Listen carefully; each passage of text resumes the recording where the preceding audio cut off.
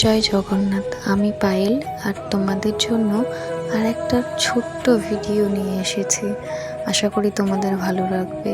দেখতে পাচ্ছ সামনে রয়েছে জগন্নাথ, সুভদ্রা এবং বলরামজি। তো এনাদেরই দর্শন করতে গিয়েছিলাম দশমণ্ডল কালীবাড়ির মাঠে। তো ওখান থেকে দর্শন করে বেরিয়ে এসে আরও একটা জায়গায় গিয়েছিলাম, সেটা হচ্ছে ভৈরবতলার মাঠে। তো দুই জায়গাতেই রথের মেলা বসেছে। তো আমরা দুই জায়গাতেই গিয়েছিলাম দেখতে। প্রথমে ওই আগে যে এখানে যেই ঠাকুর তো তোমাদের দেখালাম, ওখানেই নাকি হতো রথের মেলা, মানে এটাও ওখানেই হতো।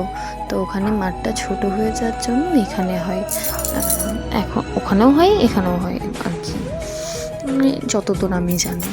তো দেখো সবাই খুব আনন্দ করছে না? আমি ওখানে অনেকক্ষণ ছিলাম আর ভাবলাম এই সুন্দর সুন্দর মুহূর্তগুলো একটু তোমাদের সঙ্গেও শেয়ার করি।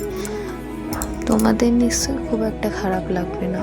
আসলে কি বলো তো, অনেকেই দেখি ভিডিও করে ফেসবুকে ছাড়ে, তো আমারও ইচ্ছে করে ছাড়তে, কিন্তু এই লোকে কি বলবে, ওই জন্য ছাড়ি না। আমি ইউটিউবেই এই ছোট ছোট ভিডিওগুলো ছাড়ি, যে 10-15 জন আর কি দেখতে পাই।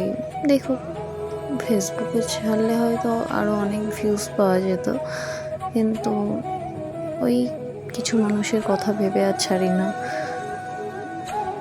যদি তোমরা একটু সাপোর্ট করো তাহলে আমি এখানেই এগিয়ে যেতে পারবো, আর নইলে নয়।